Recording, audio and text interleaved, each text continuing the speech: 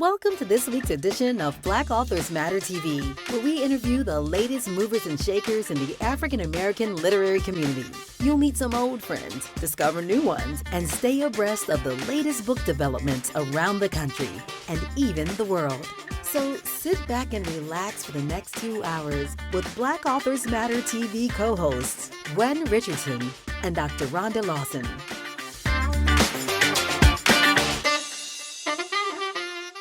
Good evening and welcome to another episode of Black Authors Matter TV.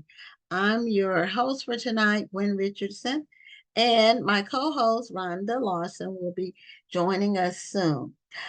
Before we bring on our first guest, I did want to let you all know about the National Black Book Festival. We are a little bit over 80% capacity, and the standard registration ends May 31st. So if you're planning to come after standard registration, we're in late registration, the cost goes up. But more importantly, we are at 81% capacity. So if you want to be an author, vendor, publisher, small business, don't procrastinate because our space is really going fast. So we have an amazing lineup again tonight for you all. And welcome to the show. If you've never seen the show, or if you are one of the regulars, welcome back. We appreciate you joining us, and we don't take it for granted, even though we do love what we do. So our first guest is an illustrator, and he does some beautiful work. I've seen his work. Welcome, Rhonda. I'm glad you're here. Glad to see you. And our first guest name is Don Tate, and he is an illustrator of children's books. And he has a lot of books that have been published with his illustrations. I'm hoping he's able to share a little bit of his illustrations with us tonight. Maybe he will. But in any event, welcome to Black Authors Matter TV. Don Tate. Okay. Thank you for much inviting me to be here. Honored to be here. Okay, great. Thanks so much. And were you going to be sharing some of your illustrations with us? I sent you an email about that. Did you get that email that I sent you? I got the email. We'll have to see how well it works. I have illustrations from one of my current books, and I set it up as a keynote, and we'll have to share a screen and then test it out and see if it works. Okay, well, we're going to do that after we talk. So normally when we do the share screen or illustrations or examples, we do that toward the last third or so of the interview. So you have a new book coming out. Wade Hudson is the author. Yes. You're the illustrator, and it's called The Day Madear Voted. The Day Madear Voted. Yes. Here's the cover. Okay, yeah, because so you already have the book, because it doesn't come out when July 16th is the release. July 16th. I think this is actually one of only 2 of the printed books that exist right now. So yes.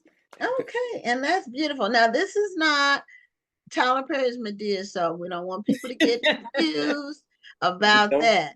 We don't want to get that confused, and that is something that I thought about when I created the illustrations. I wanted to be sure to create an image of an African American woman that was not Madear. That was not Madear. Yeah. And the Madear in the movies doesn't have an R on the end of the name. So that's one distinction. A lot of people who were called Madear, I know my husband's mother, they called her Madear, and it was with the R. So and I think that's probably where that came from, but I know that a lot of people have feelings about Madear, and so I really wanted to avoid that. Yeah. Well, strong one way or the other. Madear. Yeah. And I really want. So, Don, tell us how you got into. Were you drawing as a child? Was art always your gift, your talent? Art was always my gift. I was always drawing pictures. I was always making art. I was the kind of kid who would find junk from around the house and turn it into a toy. So an old sock might turn into a puppet.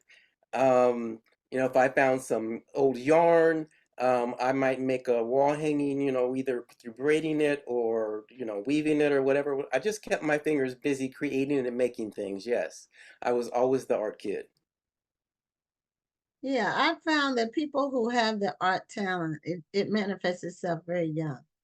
My stepson is an artist, and well, he was 10 when my husband and I got married, and he lived with us. It had already manifested at that point. So, and then his daughter also has the art bug, and she was drawing. You can tell the difference. People who have a talent for drawing, when they're Mhm. 4 and 5, their drawings actually look like something, not just scribble scratch. I They, think that can be said of just about any talent. When I look back, I'm the oldest of four boys, and I okay. had a brother who was a singer. He sang in local choirs. Had another brother who was really good with athletics, and another brother who was just an all-around good at everything. Well, my brother who was a singer is an elementary school music teacher today, very popular back home in Des Moines, Iowa. My other brother who was good at sports grew up and became a high school football coach. And my Okay. baby brother, who was good at everything, he's to this day, he's good at everything. So we get our talents. I often tell kids, that I often, when I visit elementary schools, to look for your talents. What are you good at today? Because that can be the thing that will carry you through. That's your purpose in life that can carry you through, your life. I think you really hit the nail on the head. I think often our kids have great talents, but they may not be the talent that we envision for them. And then we don't always encourage it. But when we encourage a young person's talent, no matter what it is, it could be drawing, it could be writing, it could even be video games. But when we encourage that talent and help them to channel it, they can make it into something wonderful. But it's often up to us adults to recognize that this is their interest and to cultivate it. Exactly. Yeah, a lot of times parents want their children to pursue things where they can make a good living. And sometimes the things that where we have talent may or may not be that in the parents' eyes. They may not be able to see how this can translate into a long-term income. So, but you can still pursue something that may be a very good profession and still cultivate your talent. Most definitely. Sometimes I regret because when my daughter was young, she was good with hair. She loved to braid hair and come up with all kinds of, wild hairstyles. And she said, I want to grow up and I want to become a hairstylist. And I was like, no, you want to go to school and get a 4-year degree and go get your hair done. And I didn't encourage her there. Now my daughter is successful in her career, but I sometimes wonder, where that, I just kind of wish that I wouldn't have cut her dreams off like that. Mm. You never know where they would have taken her. Well, she may still pick it up, you never know, or do Yeah. it on the side. And now people doing hair, a lot of them are making bank, depending on Yes. what, they don't even wash hair anymore.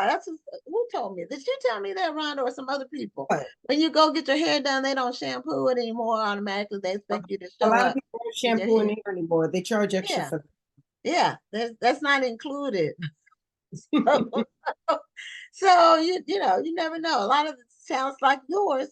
You translate it into. So do you do the art full time? Do you do the illustrations full time?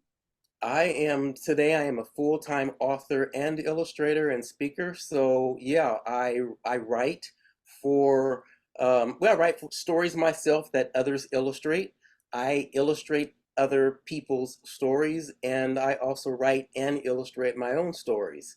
Cool. I've been illustrating since 93, so I've been doing this, almost 40 years. But I didn't become a writer until around 2009. I just didn't have the confidence in my ability to put words together. I thought that, writers were for people who had doctoral degrees or who had studied like ancient medieval poetry in college or something like that. But I'm just supposed to make pretty pictures. And it wasn't until I learned to respect my voice and my imperfect way of speaking and put my words out into the world the way that I speak. And I finally became a writer, and I love writing just as much as I love illustrating. When you're writing, you're telling a story. When you're illustrating, you're telling a story. In both cases, you're creating an image in your reader's mind. Absolutely. Well, now, what was it that gave you that courage? I know you said you learned to accept the way you speak and have courage to present your thoughts in the way that you speak. But was there an actual moment, or was there a person that gave you that courage to move forward that way? Yeah, so when I moved to Austin, I joined the local SCBWI, which is the Society of Children's Book Writers and Illustrators. And I went to the monthly meetings, and the writers would encourage me. They would, Don, you know how to tell a story. You just need to put some words together and try your hand at writing. So if you remember back in 2008, somewhere around then, everyone was blogging. So I started a blog, and I started just getting used to putting my words out into the world through the blog. And I got a large following. And I had friends who said, Don, you know what? You can really write. You have a great ability to express yourself. You need to stop writing in this blog and put it together and put a story together in a manuscript.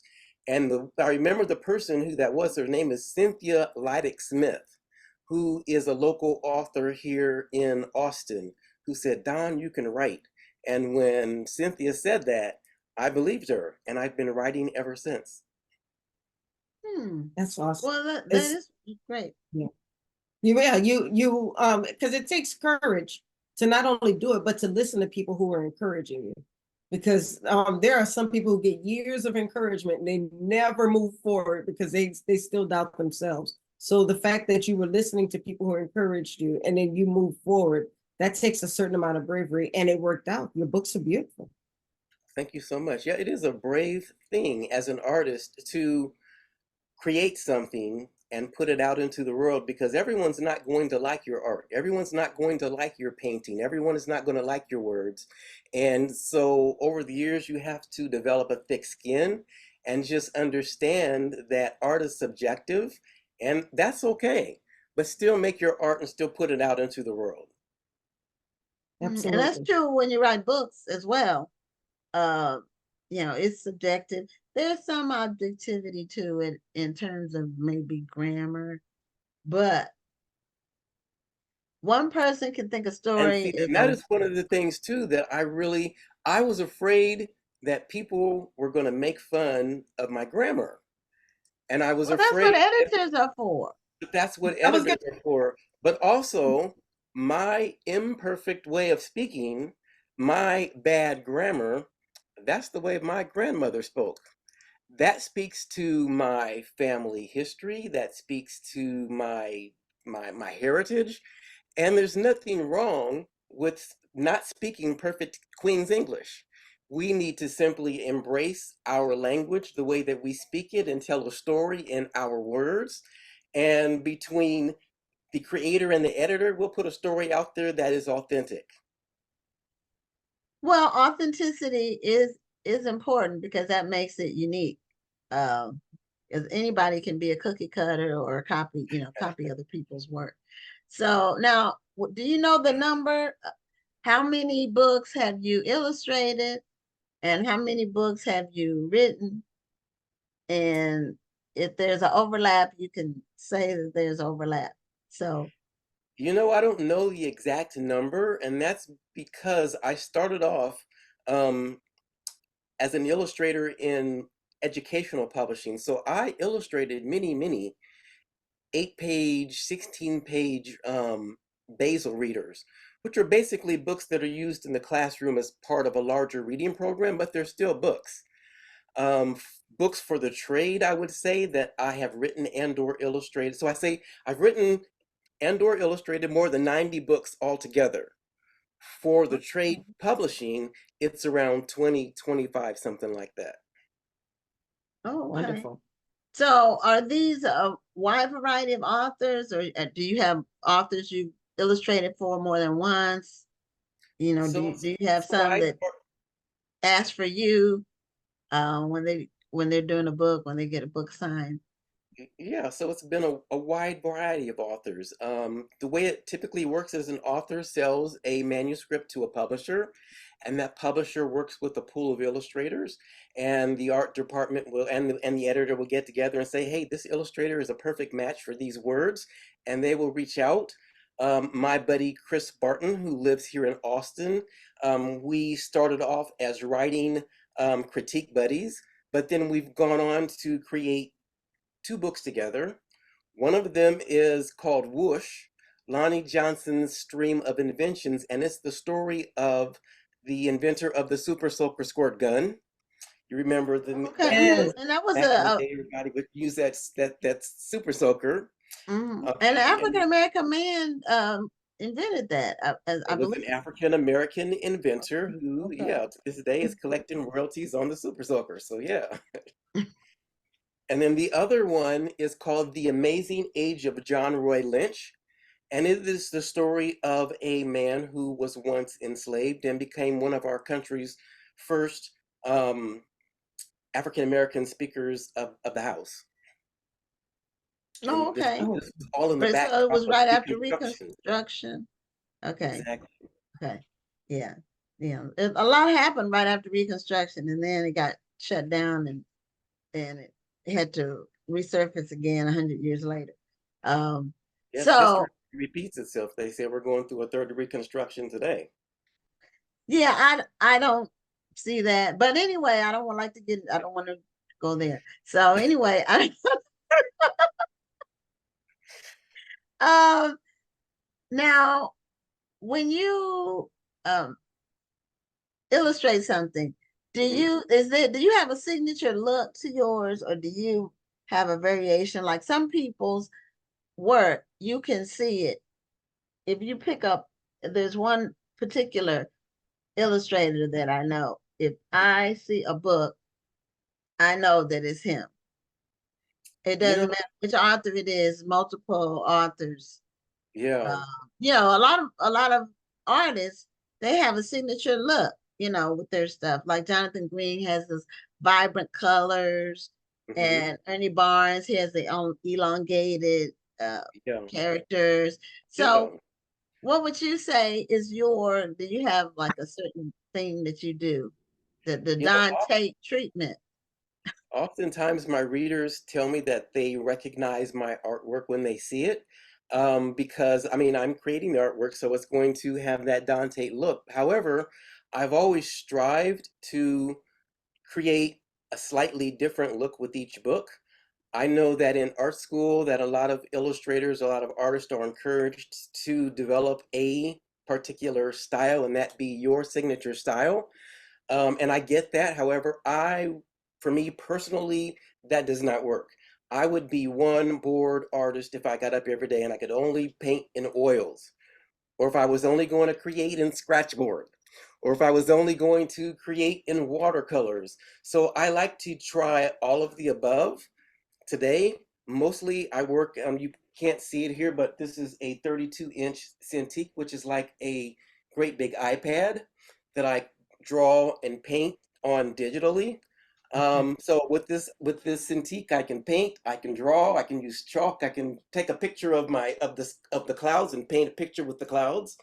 Um, so yeah, I like versatility. I like being able to do and try different things. Okay. Well, you have quite a few things behind you. You want to show us some of those first, and then we'll try the share screen thing. See if Well, that I works. have a few of my books. This is one of so remember, I'm an author and an illustrator. So this is a Right. book that I wrote, and it's illustrated wonderfully by Sharice Harris. And it's the story of Jerry Lawson, who is the inventor of the interchangeable video game cartridge. So back in the 70s, everyone headed off to the local arcade to play Pong. There was a problem Yes. with the video games of the 70s, though, in that you could only play one game per console. So Jerry Lawson came up with an idea. He said, let's put lots of games on a cartridge. You stick the cartridge in the console, and now you can play hundreds, if not thousands, of video games. So he made it possible for us to have so many more video game choices today. This was an African American, self-taught African American engineer that a lot of kids aren't familiar with. So really excited about this book. Okay. And then I'll talk about one more. So this is Carter Reads the Newspaper. And this is the story of Carter G. Woodson, known as the father of Black History Month. At Right. one time, Black History Month was Negro History Week. Yes. After Carter's Wonderful. was in college and one of his professors said Black people don't have history, he set out to prove through his work that yes, indeed, Black people do have history. And he started Negro History Week, which eventually migrated into Black History Month. And so this is, the story behind that. Okay, now that one you illustrated or wrote or both? This is a book written by Deborah Hopkinson, an Okay. award-winning author, and I created the illustrations right here on my Cintiq. Okay. Okay. And then let me see, one more, one that I'm really excited about because you remember the TV show Good Times. Yes. And at the end of Good Times, they would always show that painting, The Sugar Shack, and it was created by Ernie Barnes. Well, Right. I always thought that it was JJ on the TV show Good Times who created the Sugar Shack. But many years later, I discovered it was actually a football playing artist, Ernie Barnes. And Ernie and I had a lot in common because when Ernie was a kid, he wanted to become an artist. But all of his friends made fun of boys who wanted to become an artist. So Ernie became a football player. And he played 5 seasons as a professional football player before he retired and created that iconic Sugar Shack image. I related to that story because when I was a kid, I wanted to be an artist, and my friends and my dad too thought artists for girls. So I was not an athlete as a kid, but today I can swim 6,000 yards in a swimming pool. I work out at the gym. I practice yoga. I run. So today I am an athlete. Like Ernie Barnes, I simply had to find the kind of sports that I enjoyed. So this is a story I think that all kids can relate to. And I actually seen the Sugar Shack in person just a couple of days ago. It's on display at the Blanton Museum in downtown Austin, Texas. Oh, okay. Okay. I just I we didn't have realize it was in Austin. the Yes, Blanton Museum. it was the Sugar Shack was purchased by a collector, I believe in Houston, just a few years ago, maybe 3 years ago, for $15 million. Wow. So yeah, so I don't have the Sugar Shack in my Wow. studio. Is Ernie Barnes still living? Ernie Barnes, unfortunately, is not living now. Okay. I wasn't for sure about that. So I was looking at hello, I'm happy to join you. There's some people saying commenting about your work online. Now with that one, did you write that book or did you illustrate it or both? So I wrote and illustrated that book. Okay. Typically what I will do is I'll write a first draft and then that turns into draft number 2 and 3 and draft number 80. And then I'll start to illustrate it. With the illustrations, you're trying to extend the story and include things in the story that aren't in the words. So then I will discover, hey, I don't have to say that because I've illustrated it. So then I go and I edit out the words. And then I discover, well, hey, I can actually illustrate this portion of it. So then I kind of go back and forth between drawing and between writing, sometimes, even draft number 90 and 94 and 95. So there's a lot of revision that goes into creating a simple 1,000 word picture book. Wow. And that's I about can the imagine. length of a children's book, because Sorry. I have children's books too, and 1,000 words is about the length of a children's book. 1,000 words is actually long for a picture book. Picture book biographies and nonfiction are typically a bit longer, but your Okay. average picture book is in the neighborhood of, I would say, 300 to 500 words. Oh, really? That's what Well, I guess my books are a little bit longer because I tell yours and are advanced. older kids too. My books are for kids, well, 6 to 10 in there. So my books teach children how to be entrepreneurs. So I have to have a few more words in them.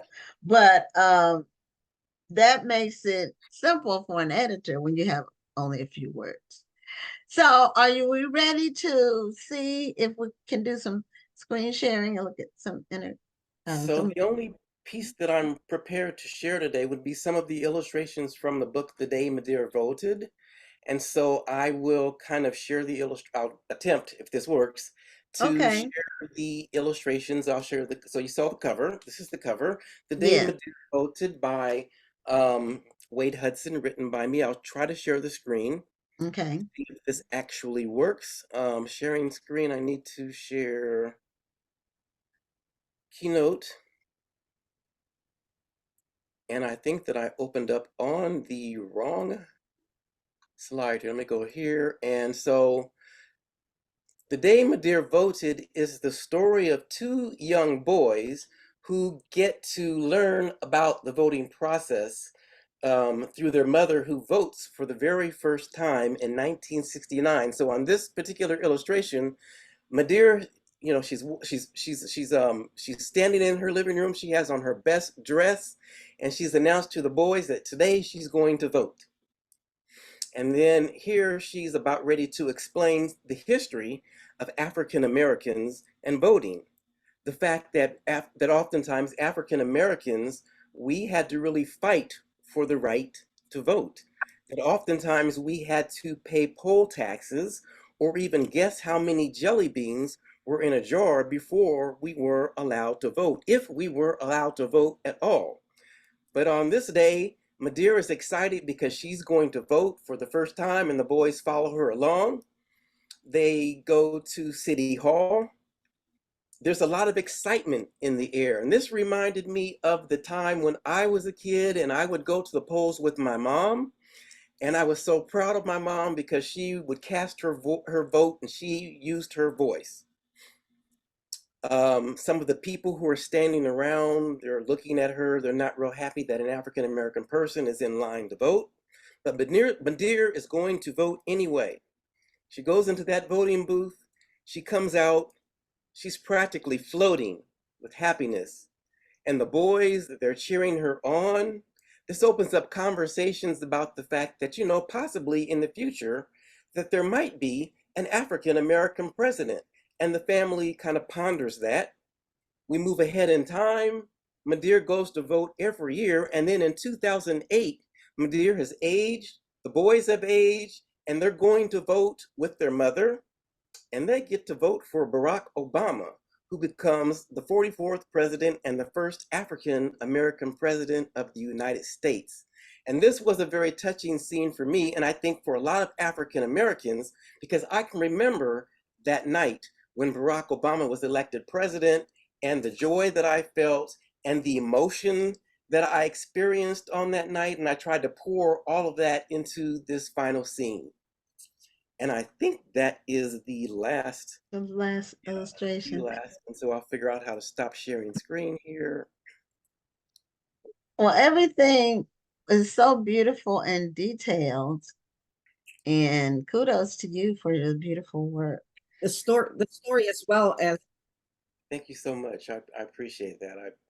I put all my heart into creating the illustrations. So fingers crossed that that young readers will enjoy the story and that they will not only enjoy the story, but they will understand the history, because our history matters. Mm-hmm. You captured the essence of. I like the way you wove some other things into the story, like the poll tax and the counting the jelly beans, and they had the literacy clause. That was another thing that they used to use to stop Black people from voting. And what it was like a impossible test that no one could pass. Not even the white people knew. A lot of them couldn't read. The ones I tried keeping to Black work. people from voting, a lot of them couldn't read themselves. But uh, they they just wanted to put obstacles there because the federal government said that we had the right to vote, but the local and state people didn't want us to vote, and so they put the impossible barriers in there to keep us from voting until the Voting Rights Act. That was pretty much when it changed. Although it still was slow. A lot of that is still happening today. You know, It a lot of that is still happening today, unfortunately. History Yeah, well, not poll repeats taxes. itself. That I don't know about any poll taxes, but Not poll taxes yeah. necessarily. But I encourage people to go and vote. Uh, Go and exercise your right to vote. It's important. And if you encounter any challenges, report them. You know, don't just accept anything. I've never encountered any in my voting years, but I hear that people do, and if you do, you should report them and keep reporting it and keep going up the ladder until you are heard, because um, every vote should count.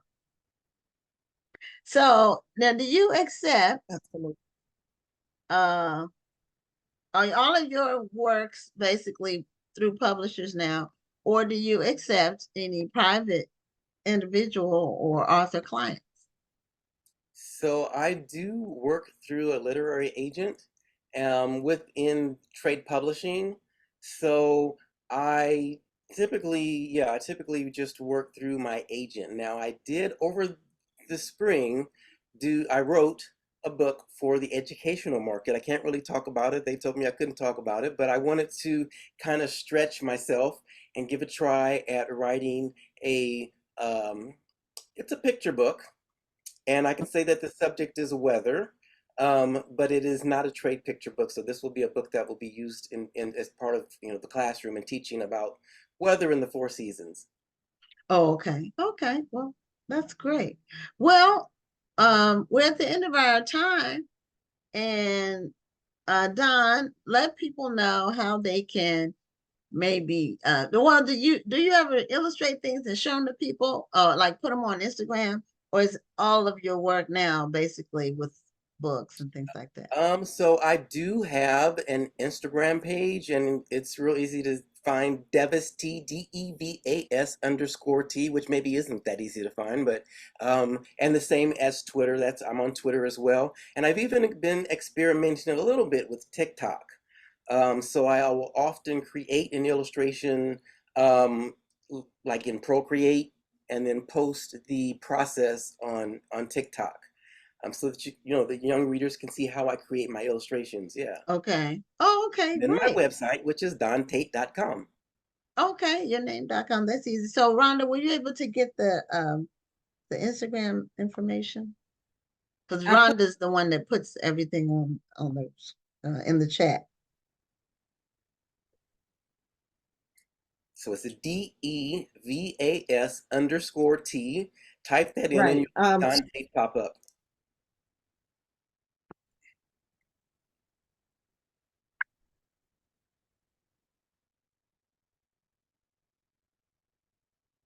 Were you able to find it, Rhonda? Okay. Okay. You're freezing up a little bit. Now I'm having well, that's what I was about to say. I'm having some connection issues, but I did put your website in the chat. Thank you so Okay. much. All right. Well, Don, thank you so much. It took us a minute to get you on because you were so busy, and we were finally able to get a date that worked. So I'm thank you so traveling. much. Thank you for being a guest on the show, and Thank you for having continue me. with your illustrations. We'll be on the lookout. They're beautiful. Your work is beautiful. Thank you so much. I appreciate that. Thank you so much, and having me on your show. Okay. Have a great evening. Bye bye. Okay, so our second guest, unfortunately, he let us know this a couple of days ago. He was in a motorcycle accident and he is recuperating. And our wishes and best wishes and prayers go out to him. He is fine. He's not like uh he wasn't catastrophic type accident, but he needs time to recover. And so we're going to book him. It was Eddie Clark. We're going to book him for a future date. And so in the time, and then our third guest is Omar Tyree, and he's scheduled to be on. So in the time that we have in between, Rhonda and I are going to talk about some of the books that have acquired and books that are on our to be read shelf and books that we've read recently. Uh, for my stack that I have, I think all of these people, except one, have been on the show. So this is where my dollars are going towards book buying, which is a great thing. And so also, Rhonda, if you don't mind starting, unless you, because the person who's on at 8:30, she's in California, and I think she has the time wrong. So I want to text her and then I'll come back. So if you want to talk about the first couple of books, and then I'll communicate with her and I'll be right back. Okay.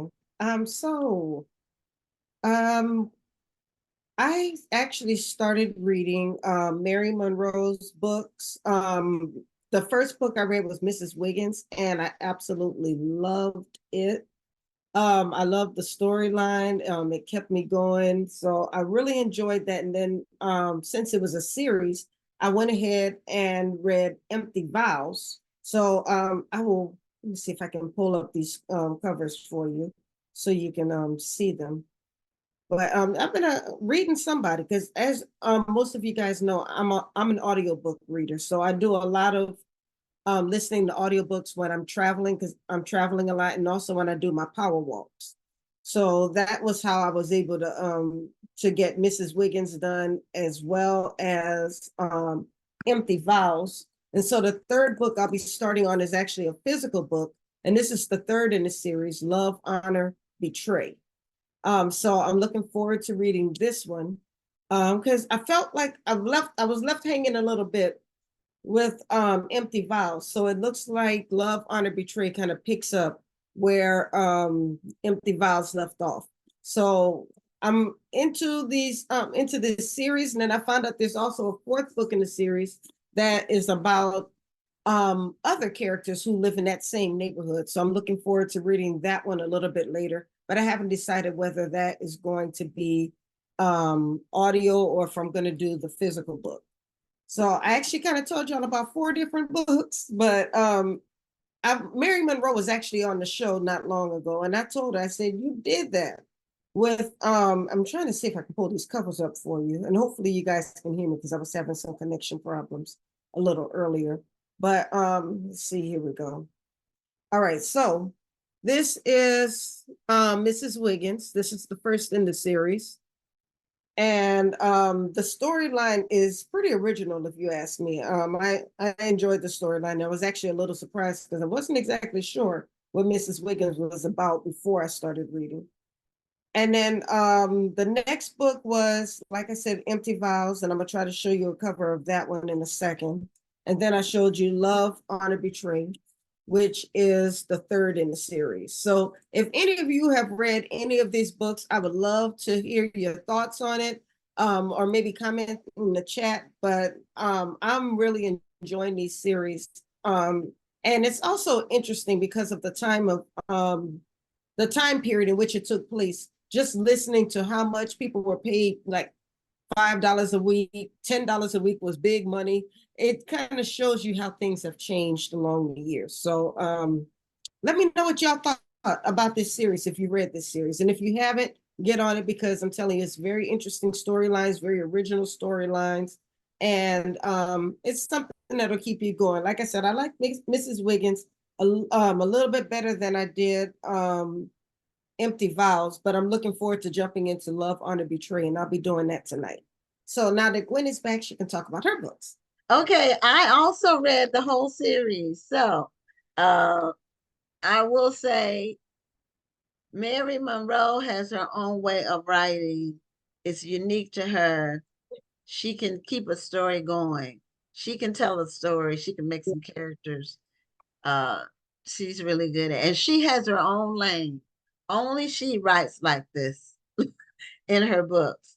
So I read them all. Mrs. Wiggins, of the three, that was my favorite. But they were all good. And I loved them all. So anybody out there who's looking for a good book, Veronica DeBar says she gets them confused because she didn't read them in order. Yeah, the first one is Mrs. Wiggins. That's the first. And then I think Empty Vows was the last one, didn't it? No, Empty Vows is the last one. Love, Honor, Betray is the second one. Mrs. Wiggins is the first. Empty Vows is the second one. The second one, okay. And then Love, Honor, Betray is the last one. Third. Okay, I read them all, and I read them in order because I read them when they first came out. I read each of them when they first came out. So, you broke up a little bit. There's actually a fourth one coming out too, and I can't remember the name of it, but there is a fourth book. Yeah, she was on the show, and it comes. I have it on my order in my cart, my shopping cart. I just haven't pulled the trigger on it yet, because I got so many books. But I'm going to talk about, and we're going to go back and forth until our next interview. The Queen of Sugar Hill. Rashonda was on the show. My book club read this book and enjoyed it. It's about Hattie McDaniel, and it's a historical biography. So Rashonda plays a little bit with some of the dialogue, of course, and she keeps the facts, the timeline. But it was a very good read. I learned some things about Hattie McDaniel that I did not know, and she had a lot of challenges because she was limited in what she could do on the screen. She could only get jobs acting as a maid, and that made some people upset, especially the NAACP. They didn't like that she was playing a maid, and they gave her really a very hard time. So anyway, that was a good book. Then our book club is now reading and she was on the show, Avery Cunningham, the mayor of Maxwell Street. So I'm just getting into this one. It's a 500-page book, and I am just getting into close to page 100. So, but so far so good. This is set in the 1920s. So it's really good. And then I'm just going to mention these other two. Then I'm going to switch back over to Rhonda. Both of these authors were on the show with a book basically with the same title. The American Daughters. This is Maurice Carlos Ruffin. And American Daughters, Piper Hughley. They're completely different topics. They're both historical, but completely different topics. This one's set in slavery time. This one is the story of the friendship between Booker T. Washington's daughter and Teddy Roosevelt's daughter. So I've read this one, The American Daughters. It was very good. The American Daughters. I haven't read American Daughters yet. So my to be read. So now, Rhonda, it's your turn again. Oh, can we drop the book names? I don't know which names. This is Ozzy's James. I don't know which book names she wanted to do. Maybe she wants you to type them in the chat, maybe. Maybe that's what she means. Well, now, y'all, that's a lot of typing, y'all. I'm holding up the covers. I didn't say the name 50 times. Come on. Now, I can do it if I can figure out. I normally let you do all of that, but I'm going to I think I can put a couple of mine in. Let's see. I'm doing it on my phone because I don't have I need to get a second laptop. I need to put that on my list of gifts to myself. Well, I I had a second laptop, and then I don't know if you remember that I posted that my other laptop went kaput. So I'm down to one laptop now. Oh, okay. So yeah, that makes it more challenging. But I'm gonna get me a second one so I can be like, doing multiple things and I don't have to use my phone. So I'm gonna put a couple of them. This one is the mayor. Okay, so do you have another book you want to discuss, Rhonda? I don't read a lot of romance fiction. However, I did get into Kennedy Ryan's, if you can see that. This Could Be Us. Okay. And and I like this book. Even I felt like the romance part of the story didn't come until later in the book, which was cool with me because what I really liked about this one is that, she finds out her husband was unfaithful and she kind of hit rock bottom, but she had a glow up. And it was because her sisters, her friends, they kind of surrounded her and they kind of encouraged her to use her talents to start providing for her family as she was going through this moment in time with her husband. And so I really enjoyed that piece of it and how she was able to kind of start from scratch and start taking care of her daughters. I like how she wanted to put herself first. So like I said, the real, if you call romance books sappy, I would say the real sappy parts came toward the end of the book. But just moving up to that, I really enjoyed just reading, listening, because as you can see, I did the audio version. But yeah, I did the audio version, but just listening to the story and how she was able to glow up, how she was able to come up and start putting herself and her daughters first. I really enjoyed that part of the story. So if you're into those types of stories, I know Kennedy Ryan has been really, really popular on Instagram these days. And a lot of people have been reading This Could Be Us. Don't pick it up because everybody's talking about it on Instagram, even though that's great too. But pick it up because it's a great story. Okay, I read Before I Let Go. That was a previous book, the book right before this one. I read that one, but I haven't read this one yet. So, okay, so she said, thank you. Okay, you're welcome, it's easy. I typed in the book titles. Okay, I am this one, The African Queen by Vanessa Miller. She has gotten a lot of exposure for this book and is historical. The historical is my thing. I think all of these books I made, yeah, every single one is historical so far. And I'm looking at the rest of my stack. I think every single one is historical, except maybe one. So that's just what I like. But this one is based in 1869, and it's based on the true facts about a kingdom in North Carolina that was developed after Reconstruction, or no, not after Reconstruction, after slavery. So I haven't read it, but I've really read good things about it. It's called The American Queen, and it's by Vanessa Miller. And by the way, Vanessa Miller will be a featured author at the National Black Book Festival, and also Rashonda Tate. She's not Billingsley anymore. So Rashonda Tate will also be a featured author at this year's National Black Book Festival. And I haven't read it yet. The rest of these I haven't read yet, so I can't comment. But I thought enough about the books to order them with the anticipation of reading them because they sounded like great stories. So this is another one. It's by Ashton Lattimore. She was on the show.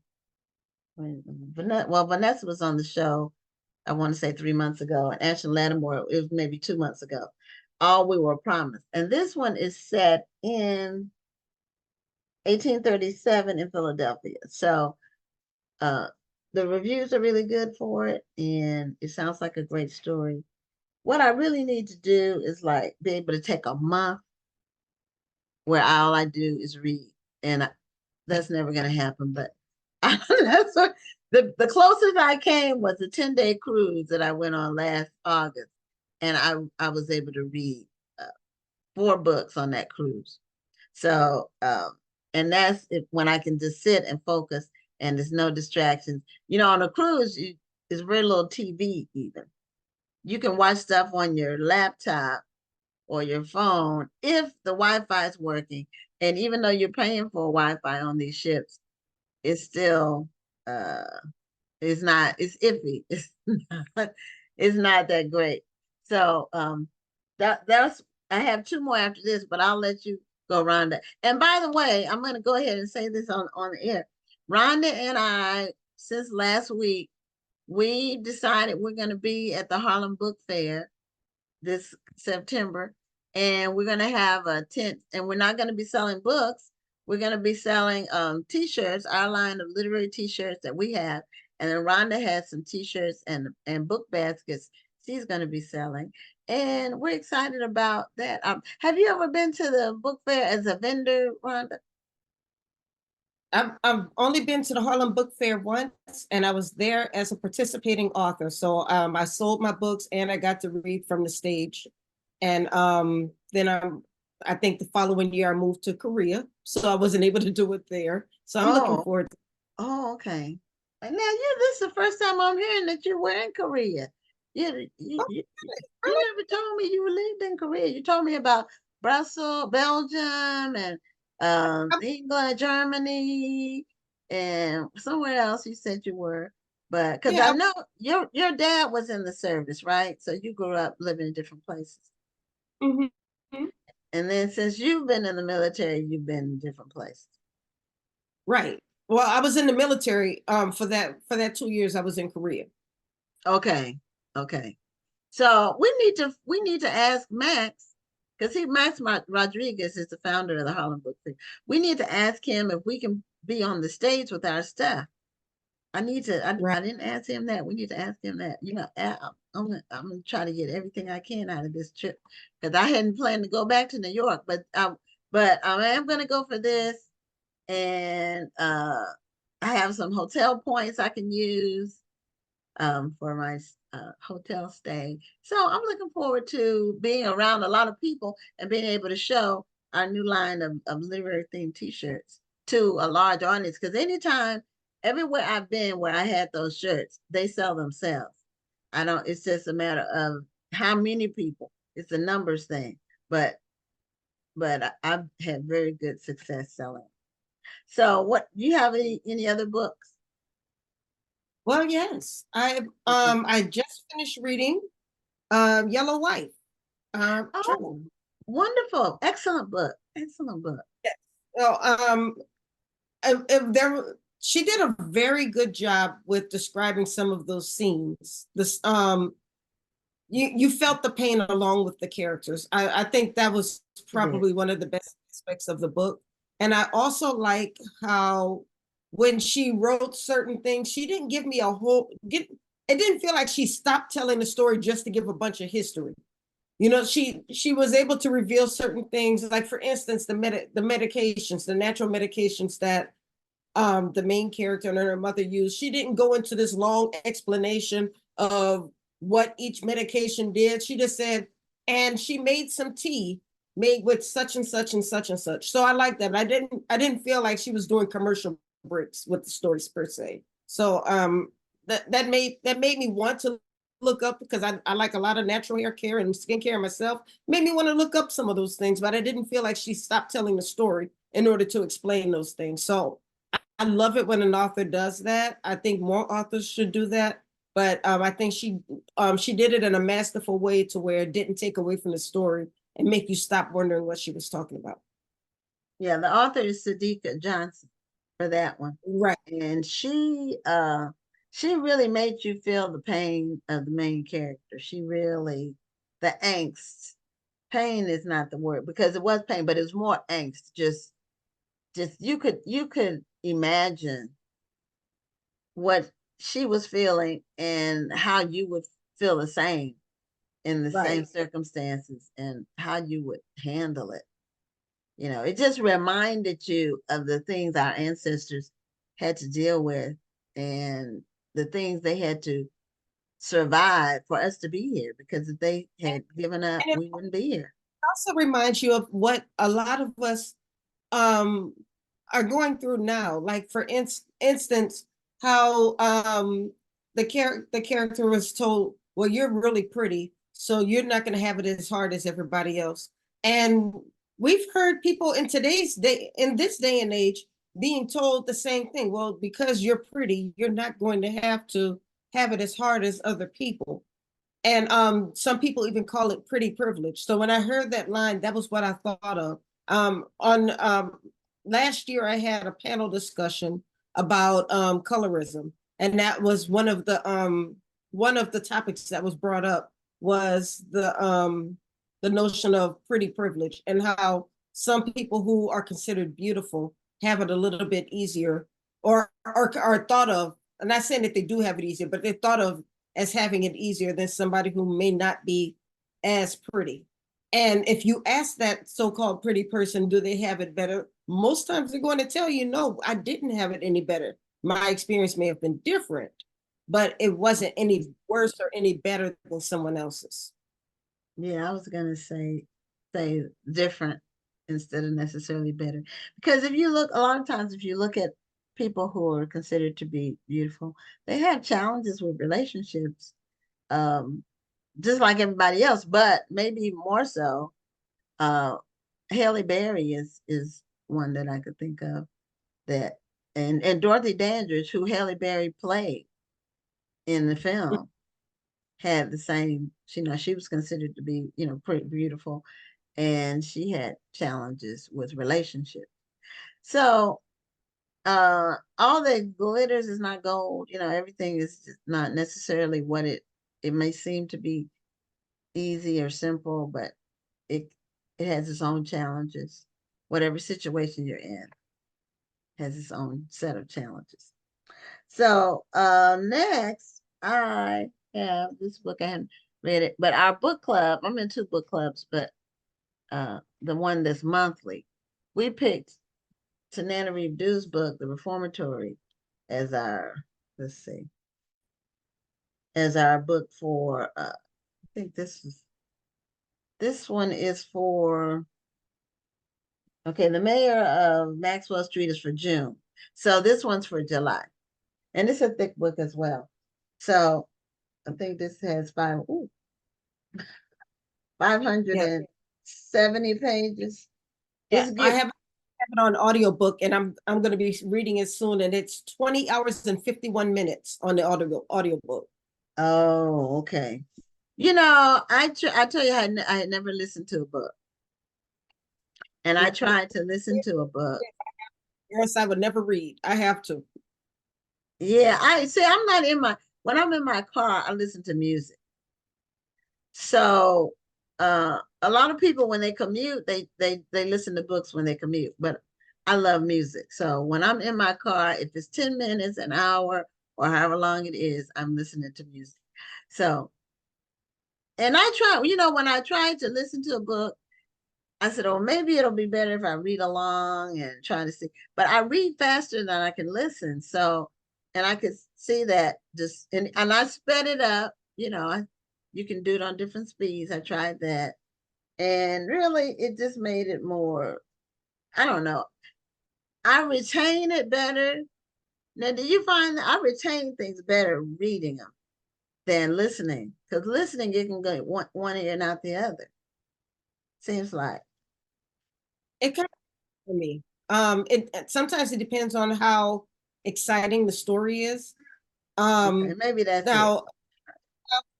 a business book that I'm listening to right now, and I would rather kind of read the business book than to listen to it. So fortunately, that particular book has a PDF attached to it. So I follow along with the PDF because there's so much information. I can't highlight anything. I can't circle anything. So for me, business books, I would rather read them. But for fiction books, I don't mind listening to them. Oh, okay. Well, I try, maybe I need to try it on a interesting book, a book that's more interesting that I'm able to really get into. because the one that I tried, it didn't work. And I did get a free trial on Audible. I believe in free trials. Right now, I'm on a free trial with Prime, with Amazon Prime, because I don't do Prime, but I do the once a year they offer you a 30-day free trial. So what I do during that time is I go and look at any movies or whatever series that I wanted to see that's on Prime. And I normally get it all done within the first 2 weeks. And then I let it expire. No, you have to cancel. So I have to cancel on June 1st. I write it down, I put it in my phone because I'm not gonna go over the time. I do it like 2 days before the time's up. I can't do that because I'm always gonna forget and I'm gonna You wind have up to paying. put it in your phone. You have to put it on your calendar in your phone. Otherwise, you'll be captured. So my Audible one, it doesn't expire for another couple of weeks. So I may try it again on a different book, but it didn't help me on the one I tried it. Okay, so Tony Bonita said, I'm like you, Gwen, my mind wanders. In fact, when I tried to listen to that book, it would put me to sleep. It was like, you know how they have those things, apps you can have that it'll be like a fountain or a waterfall or something like that. After 15 minutes, I would fall asleep. But no, but I see, I will say that I have listened to books when I was tired because it helped me to fall asleep, but I always put them on a timer. So I'll only listen to it for about maybe 30 minutes because I know by the end of the 30 minutes, I'll be asleep. So, okay. I guess it's some kind of art to it. It's something you have to figure out the little quirks in it. And I just really like reading. And I've been reading since I was 4. It's hard to switch over. I don't know. Maybe I need to do a different kind of book, or I don't know. I need to be doing something different because it didn't help me. Okay, so I was really uninspired. Let me put it like that. So the last one for me is, and Omar Tyree is supposed to be logging on. I've communicated with him 5 times, so it's 8:01. He should have logged on by now. He said he was in a restaurant and he was hoping, he said the lighting should be good enough. He was somewhere. And see, last time he had the time zones wrong. So we'll see. So anyway, this one is about the 688. There have been several books written about the 688. This one's called No Better Time. I haven't read it yet. I read another book by Kaya Alderson called Sisters in Arms, I think that was the name of it.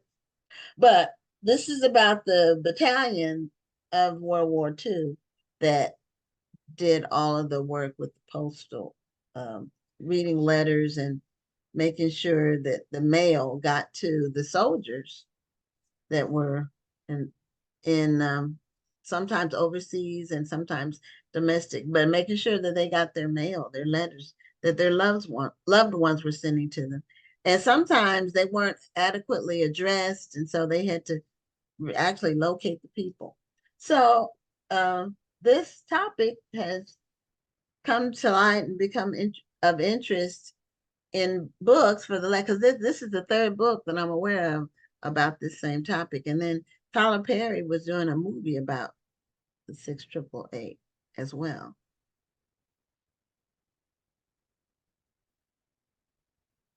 So, do you have another one, Rhonda? I didn't want to say anymore unless, I mean, if Omar was in. No, he hasn't logged on. Stephanie Burnham says she's been listening to the Heaven and Earth Grocery Store. That was actually going to be the next book I mentioned. I enjoyed that story. Now, I did have to listen to the end, I think twice, because I felt like I missed something. But I really enjoyed that story, and I like all of the characters that he introduced and how they were brought together. That was an interesting story. Now, that's James McBride? Yes, that's James McBride, and it was actually on Barack Obama's reading list. That was the first time I had heard about it. Okay. The only book by him I read is The Color of Water. I think that's him. And it's about his life. His mother was white, and there were a lot of kids in the family. That's what I can remember about it. I can't remember a lot of details because that's been maybe 10 years ago, longer than that. But that was the only book of his I read. But he writes a lot of books, and his books do well. When you go look them up on Amazon, there'll be thousands of reviews. So his books sell very well. And good luck with him. What was that about?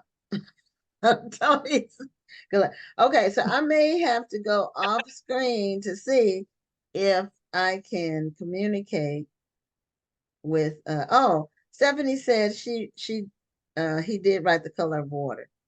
So yeah, Okay. I'm gonna see if I can communicate with Omar and see what's going on with him. Because Oh, so Stephanie, when you said you had to return Heaven and Earth grocery store, was that what you mean when you said you had to return it as well? Said she wasn't getting it the first time around?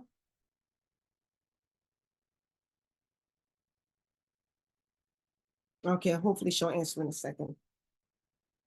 Yeah. So well, these are most of the books that I've read over the past couple of months. I'm always looking for a new one. Like I told you, I'm going to be starting this one tonight. But if you have a book that you think, well, I'll tell you, I'm reading this one, and I'm also reading the business book. The business book, in case anybody was wondering, is called Day Trading Attention. It's by Gary Vaynerchuk. And anybody who has a small business and is trying to increase your social media presence, this will probably be a really, really good book for you. Gary V, as he's called on social media, is like a super genius when it comes to social media. So I've been wanting to refresh my game a little bit. So I went ahead and pre-ordered his book. It's now available. So I started reading that. And so these are the two books I'll be reading over the next couple of weeks. But after that, if anybody has a book that you think that we should read, or that we should be adding up to our TBR list, go ahead and throw it in the chat and let us know what you think that we should read. Now, I know we've mentioned a lot of the popular books, but I like reading independent authors as well. So if there's an independent author out there whom we should be supporting, who is doing really great things in the literary industry, and then maybe they're not New York Times bestseller status, throw those names in the chat too. We want to be able to support them as well. I'm an independent author myself, so I don't turn my nose up at independent books. I love independent books. So yeah, so I do have these books, and I know we've talked a lot about the popular ones, but if you remember the last time we did this list, I also talked about a couple of independent author books that I had read as well. So I'm looking forward to seeing you guys' choices. I haven't seen them in the chat yet, so I know I'm having connection problems, so maybe they're in there and I just haven't seen them yet. But throw the names of those books in there because I want to read them. I want to get to know them. So hopefully our third guest will be coming on soon, Mr. Omar Tyree. I've met him a number of times. If you followed me back in 2021, he was actually a part of my Black History Month Literary Weekend virtual event. And he tore the house down. He's that person that likes to make people laugh. He's very passionate about what he does. And I think everybody started sharing as soon as he popped on because he's very passionate about his stories and about what he's trying to do with those stories. So hopefully Gwen is coming on to give us good news. Well, no. Well, okay. I did find his cell number. Okay. And I texted him. Okay. And that's the extent of it. So I've communicated with him 3 or 4 times about this interview. So I'm not sure what took place. So maybe he'll come on before the time's up. And let's hope that that's the case. But I was listening to you talking about the independent authors. And it's important to a lot of the people who start off independent, they end up getting signed with major publishers, and Yes. or they are very successful as self-published authors. Not everybody wants to be with a major publisher because you give up things when you do that.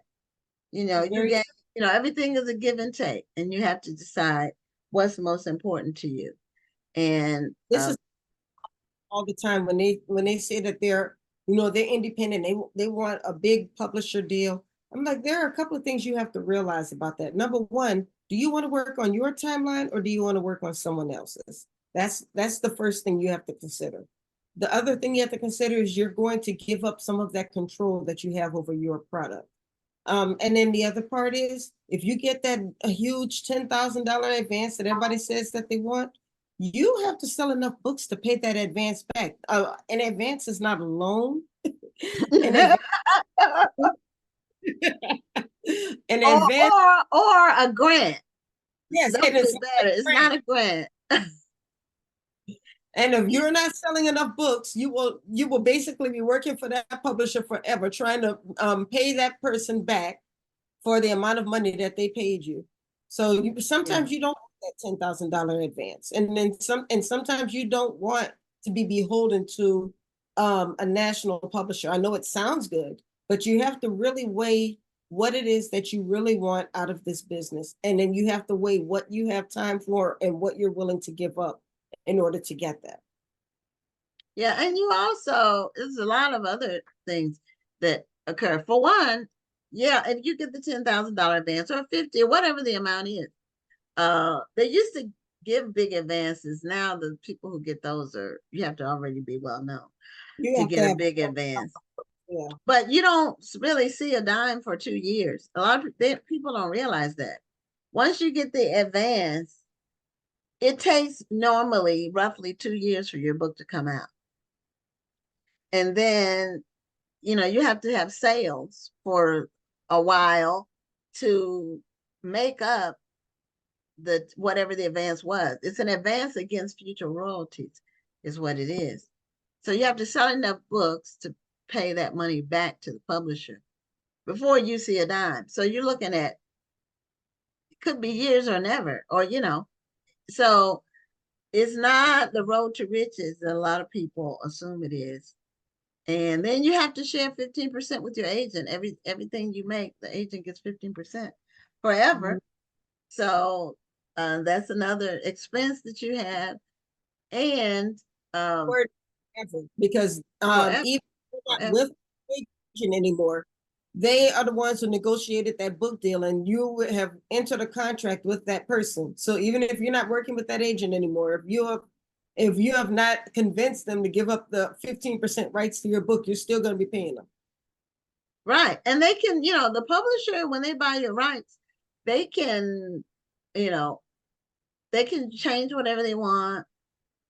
They can, they decide what the cover is going to look like. Although you do normally get input as an author, but they can change your whole story. They can say, well, this won't work, even though you might be committed to it in terms of the content. So you have to be flexible as far as what you're willing to give up. I'm not flexible with my work. I'm just telling the truth. Whatever I write, that's what I want to say. I say what I want to say. I say it the way I want it said. I have an editor that checks the grammar and things like that, usage, but not content, because for me, the content is what I want it to be. I don't want somebody to water my stuff down or say it's not marketable. It is marketable. If I sell it, it's marketable for me. It may not sell 50,000 copies that a publisher can get paid, but I don't need to sell 50,000 copies. See, that's the other thing. When it's you don't need to sell as many copies because you're getting, at least half, depending on if your list price is 15, you're going to be, depending on if you're selling them yourself, like one-on-one with the customer, you're going to get probably $10 out of that 15. if you sell through Amazon, you'll get $5 out of the 15. That's more or less. But then it's on Amazon, and so the people can, it's convenient for people to buy it that way sometimes. But when you're out with your books, you're going to make a lot more money per copy than you would with the publisher. The publisher, I don't know what the percentage is, but it's a low number for the royalties. Is it like 10 or 7 or 12, or it's some low number for that the author gets?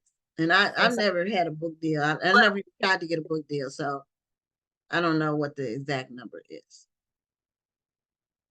Do you know, Rhonda? Because I know you've been with a traditional publisher before. It's been a long time since I've been with a traditional publisher. When I moved back to the States, I decided to stay independent. Oh, okay.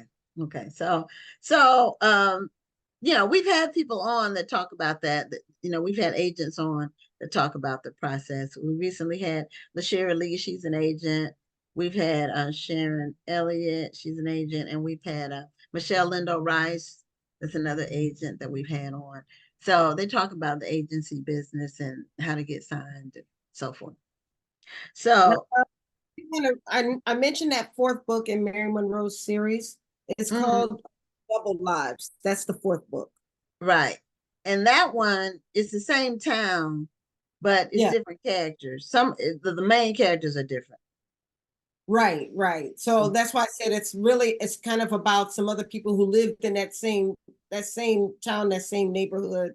But I haven't finished reading Love, Honor, Betray. So I don't know what happened to those two yet. And don't tell me, Gwen. I'm not gonna do any spoilers, because that's like telling the spoilers in a movie. You want to watch a movie and then somebody tells you how it's going to end or whatever, or the arc, the main thing that happens, and it ruins it. So we're not going to do that. But I'll just say they were all three very quick reads, page turners. I really liked them. The first one, Mrs. Wiggins, though, is the best out of the three. So, I agree. So, but they're all worth reading, and we hope to have Mary back next year at the festival, because we've already gotten our lineup for this year. We have Dr. Ian Smith, we have April Ryan, Quan, Rashonda Tate, and Vanessa Miller as our featured authors. So for next year, I'm thinking about having a just all female lineup. And one person that we've already confirmed for next year is Beverly Jenkins. I've been trying to get her back at the festival for 10 years. And I keep, like, every time I would contact her, she would already be booked. So I said, you know what? I'm going to contact her 2 years in advance. So we've already confirmed her for 2025. And so I'm thinking of inviting Mary Monroe to come too, and a couple of other people have a strong female lineup. We'll see. But everything is locked up so early, like all of our seminar slots, people, because we have some seminars that we put on, and then we have other seminars that are author sponsored. And those author sponsored slots were gone by the end of January. I mean, everybody just has been signing up so much earlier this year than they did last year for everything. And we're at 81% in terms of registrations, vendor space. And something that we added this year, and Rhonda, you gave me the idea. We have a VIP full festival package this year. And in the past, we just had the full festival package, which was basically the 3 special events. We have a reception and 2 breakfasts, and you get those 3 for a discounted price. But our VIP package, you get VIP seating at the opening reception. You get the 3 tickets to the events. Then you get 2 of our literary themed t-shirts of your choice, whichever 2 you want. And you get 2 books, 2 paperbacks by a featured author of your choice. So you get all that for one price. And so that's that's we're actually, you had told me we've actually sold more VIP slots than we have the regular full festival pack. And you told me that's what happened at your event. You know, people want to they want to get everything and kind of get the first class treatment. So, and you know, some people are willing to pay for that. So we decided to add that. And at our children's festival this year, we have a sponsor, and every child who comes to the children's festival will get a free book. So we were able to do that for this year. Every child will get a free book. And yeah, so that was the sponsor that we picked up for that is a nonprofit called We Need Diverse Books. And Doris Allen is one of the top coordinators for the nonprofit. Doris has been on the show before. She used to be, and I forgot what her title was at HarperCollins, but she left there. She went to the nonprofit, and she's going to be on the show to talk about her nonprofit in a couple of weeks. I forgot which day, but in a couple of weeks, she'll be on the show to talk about that. Nice. So since this is what I'm going to do. The person who was going to be on at 8:30 was actually, she signed on early because she was in Hawaii and she got the time mixed up. So I'm going to text her. She told me to text her. I'm going to text her and tell her to just go ahead and sign back on. And then she has a bookstore in California, but she's in Hawaii, and she can tell us why she's in Hawaii and all of that. And so, oh, Omar is calling me now. Let me go off. Okay, let me go off and find out. That these are things that happen when we are live, but it is all good. That's what makes it exciting. So, while we have a moment, I will announce that Black History Month Literary Weekend, the dates have been set. It will be February 20th through the 22nd. It's going to be here in the DMV. And we will be doing a call for authors later this week. So we're getting those knocked out early. We already have our first sponsor who signed on. We've already located our location for the brunch. So we're getting all of that knocked out early. So we're going to go ahead and get the call for authors going, and then we'll be announcing our special guest speaker later this summer. So we have a lot going on. It's going to be very exciting. It's going to be amazing as normal. For those of you who have not heard of the event or have not been a part of the event, this isn't just about book signings. We actually have an entire weekend dedicated to promoting literacy. So on the first day, which is going to be a Thursday, February 20th, that is our kickoff day, and we'll have our meet and greet. On Friday, the 21st, we will be visiting schools here in the DMV area. Last year, we visited one in DC, and we also visited one in Prince George's County, Maryland. And then we also visited a preschool in Alexandria, Virginia. So we did all of that on Friday, and then we had a big book signing at Barnes & Noble Friday night. And then on Saturday, we have the Ivory and Prima Fair Literary Jazz Brunch, which is where our guest speaker will be. So this is going to be, hey, Omar, this is going to be an amazing weekend. If you'd like more information, make sure you hit me in the DMs, and I will send you the information. He looks really happy to be here for these last couple of minutes. Yes, Omar, welcome to Black Authors Matter TV. And we've been spending the time waiting for you to come on. And so I'm glad I was able to get you. I still had your cell number.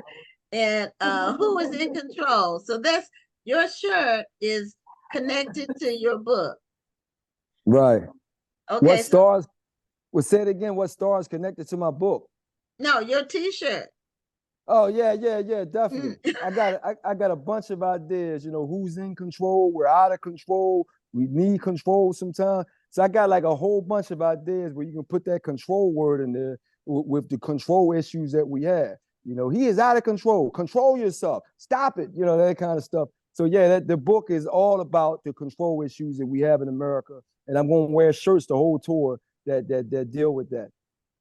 Okay, so you were gonna hold up your book, so let's so the audience can see the cover. And this is a psychological thriller from what I read about it. Is that correct? Yeah, psychological thriller. Yeah, it's the Stephen King lane where you start dealing with the mental issues. Mental health is a big issue in America. And this book here is a big mental health issue because you can become delusional based on how much control you want to have and what you think you want to have. People also call it ego tripping sometimes, right? When you try to be in control of everything. So I have a psychologist who has 6 clients in Atlanta who all have control issues. And she's an expert on control issues. So she's trying to help these people. And they're all in Atlanta. And if you've been to Atlanta, you know that there's a whole lot of stuff going on in Atlanta. So a lot of people in Atlanta, they believe they have more control than what they really have. And so when you go to Atlanta, the whole place seems delusional because they all say that they're doing stuff that they're trying to do, but not really doing. Now, you do have some people in Atlanta who are doing things, but a lot of them are talking more than they're doing because that's that whole control thing. They don't control what they would like to do, but they can control their mouths to talk about it. And so this book is based in Atlanta where you have a whole lot of that going on. And I got to go to Atlanta next week. So I'll be down there with them next week. Well, it's not exclusive to Atlanta. That's true. Are you at home now, or are you on the road right now? Yeah, I'm in Maryland right now, Capitol Heights, Maryland. I'm at a health foods place, Eat Life restaurant in Capitol Heights. I'm right there. So I'm at an event now, and I had to take a break because I knew we are going to have a short interview, but I said, I'm going to take a break. So I'm right in front of the audience doing a Zoom call. And we just talked about the book over here. Then I jumped right on the call with you guys. So I'm in Maryland. Tomorrow I'm going to be back up in Baltimore at the Pratt Library. Then I'm going to do the Newport News Library in Virginia. And then I'm going to keep on rolling, man. I got Richmond. I got North Carolina, South Carolina, Miami, Jacksonville, 23 cities. And then I got to add the Deep South with Houston. That's going to be coming up in July. With Essence, I do Essence first, probably Jacksonville before Essence. Then after Texas, I'm probably going to do Oklahoma and Arkansas. So I got a whole lot of stuff to do, man. I gotta come back and let people know I'm back. Well, normally Houston isn't considered the Deep South. We are Southwest. It is a big stop. Houston's a big stop, but it's way down there. So I had to take care of the East Coast first because I'm from Philadelphia. So I'm on the East Coast. When you get to Houston, you got to take care of the Deep South. So yeah, that's like Texas. You know, Texas used like to be its own country, and then the West Coast. Yeah, Texas used to be its own country. So we're Texans are very particular about how our state is described. So anyway, so and you're going to the Deep South. Y'all don't like it's not. Texas isn't considered the Deep South. But anyway, I know you're going to Newport News. That's my hometown. Gotcha. Yeah, Newport News. Newport News. That's where I grew up. That's where I went to high school. I went to, and you're right now. You're right next door to where Rhonda is. I don't know how close Capitol Heights is to where you are. She's in Maryland. Rhonda's I actually started my career down there in Newport News. But go ahead, you got it. I said you're about 30 minutes away from me right now because I live in the DC area now. Yeah, you got it. But that's something I'm in the DMV for this whole week. And then going down to Virginia Beach and then coming back to the DMV, back to Baltimore, you know. So yeah, I'm here for the whole week. So the one in Baltimore, is it open to the public? Is it something that we can send? Yes, it is. Everything's open to the public. You know, whether you buy a book or not is on you, but everything's open to the public. And we got the interview with podcaster Marsha Jews. So she's going to be the podcaster. I'm doing a lot of events with podcasters because they bring an audience and they ready for the questions. And I'm ready for the answers all the time. You know that. I'm ready to talk. So we got podcasters all over the coast because they the new thing now. Everybody's doing the podcast thing. So they already know how to talk. They already have an audience. And then, you know, I'm a talker. So, you know, we get on there together and we rock it out. So I do a whole lot of events with podcasters as the host. And Marsha Jews, yeah, she's very happy, very excited, very good podcaster in Baltimore. Nice. Okay. Are you familiar with her, Rhonda? No, I'm not, but I'm gonna look her up. You know, the thing about podcasting, actually, our show is live streamed, but we're on podcast platforms too. But the live is on Right. Facebook, and our podcast Okay. audio is on the platforms, but it's uploaded to them 2 or 3 days after the show. So Okay. that part is not live. But Okay. our show is almost 4 years old, so we've been around for a while, interviewed over 600 guests, Yeah. and have a solid audience online, and we have a lot of people who watch the video after the show. So what you hadn't had a book out in a while, and I know at some point you were going into, you said you were going to be a rapper, and with that, and what made you go back to your first love, I guess, writing books? Well, this book is called Control. And the reason why I kind of fell out of love with books for a minute, I couldn't control the film game. We all wanted to adapt, the books to film. And I have a lot of books now. I got 31, Control makes 31. And at least half of those books are great film ideas. And so I kept trying to go out to Hollywood to create films. And then music, of course, is with the films with soundtracks and stuff. And it just seemed like those individuals are getting a lot more attention. And so I was like, man, I can't get movies done. Then we start having a lot of authors that we inspired that were competing against us. So then the first I came in, it was like 12 Black authors. Then by the time we got to the 2000s, it was like 200 Black authors. And so now I got to compete with a lot of people, and you didn't feel as special anymore. Then since I couldn't do film, I was like, man. So I felt like I had lost a lot of control over, the establishment of being an individual name and doing great content, because I couldn't elevate it to that next level of film. So it took me a while to just, accept the fact that, you know what, you may never do film, but you're a great book writer. So it took me a while to come back to it. Now I have new energy. I'm still going to keep trying to do films, but I'm just going to negotiate with them, and I'm never going to step away from the book game again. So now I'm looking at doing a lot of things with books, a new book every year, maybe 2 books a year, and then putting out other young authors. And so I'm going to be in the book game for a minute now, but I'm still going to try to do films. But I got jaded in those years where it was like, it was just too many books, and you weren't getting the attention that you wanted to have for your books in particular anymore. And when you couldn't do films like Tyler Perry and, you know what I mean? Like, a lot of the guys are doing Spike Lee and those guys, John Singleton, a lot of the story ideas, I just wanted people to see it, particularly for the men who don't read. I wanted them to be able to see it. And so they just wore me out. But now I just had to accept the fact that, hey, man, you may never be able to do movies. I still hope that I can. But in the meantime, let me come back to what I'm good at doing, and that's writing books. Amen to that. I remember that conversation with you a couple years ago. Yeah, the last time you were on, which was, I think, maybe 2 years ago, or maybe 2.5 years ago, because you were in your car the last time you were on, that I remember. Yeah. So do you feel like you lost any momentum by stepping away from books and coming back? Definitely. Right now, Barnes and Nobles don't even want to carry my books right now. We take 5. I'm like, whoa, Barnes and Noble's taking 5. So yeah, you got to rebuild it. And so now I got to rebuild the momentum, definitely. But I'm cool with that. I understand how it works, and you got to do the job you have to do. But I know I can write good books, and Control was a heck of a book. So when people start reading it, I'm gonna do all the, Zoom calls with the book clubs and whatnot. And when they read it, they gonna know like, oh, Omar can still write. You know what I mean? Because it took a while, but now when I got these new ideas, they're fresh ideas. Sometimes you can get wore out from something and then it starts slacking. You know what I mean? So I think I needed a break. So now I can come back with full energy, full gusto. I'm not jaded. And now I have a new challenge because I have to rebuild that momentum. So now you challenging Aries. So I'm all on fire for this thing now. And I know I write good books, and Control was the start of it again. So I'm cool. I got to do new rebuilding of the momentum, but I definitely lost a lot of momentum. No question about it.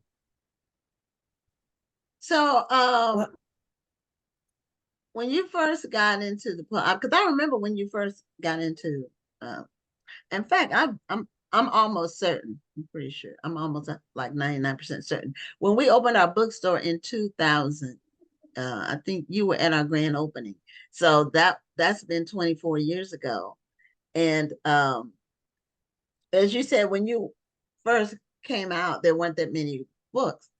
There weren't that many authors. There weren't that many Black authors. There were a few. Now there are thousands. But on the positive side, that really means there's more options for readers. And when you have a lot of authors, I think it even motivates people to read because they have choices. Mm-hmm. Okay. Well, if you can't get in the chain stores, and it opens up. I remember Sister Shahrazad Ali, and she did a whole lot of work at the Black bookstores, and she's out of Philadelphia. So we had our sit-down talks. I was trying to get her distribution list when I first started. She wouldn't even give me that, so I had to go get that myself. But I did it because I was willing to work. So now I'm in that same position where I have to rebuild, you know what I mean, my name and my momentum. I'm cool with doing that because I know I can write and I still got the energy. So even though I'm an older dude now, I still have the energy to drive to all these places, fly to all these places, do a 40-city tour, and then live to tell about it. You know, so I'm going to do that. Omar did 40 cities. Yes, I did. I had a lot of work to do with this control book. You know, so yeah, I'm ready for the work. Well, the great thing about it is that you mentioned it. You hit the nail on the head a little bit earlier. You inspired a lot of authors. There are so many more authors in the game because they read your book. There are many people who started reading because they read Fly Girl. Many people who started writing because they read Fly Girl. So you actually started this. So yeah, you are kind of competing with a lot more authors, but you're competing with authors who you inspired to be authors. And so I think that's something to say for yourself. Yeah, it's ironic, right? But I have to tell you something. Simon & Schuster was putting the Fly Girl series back out, and they called me up about 2 months ago and asked me about the cover designs. So I gave them new cover designs.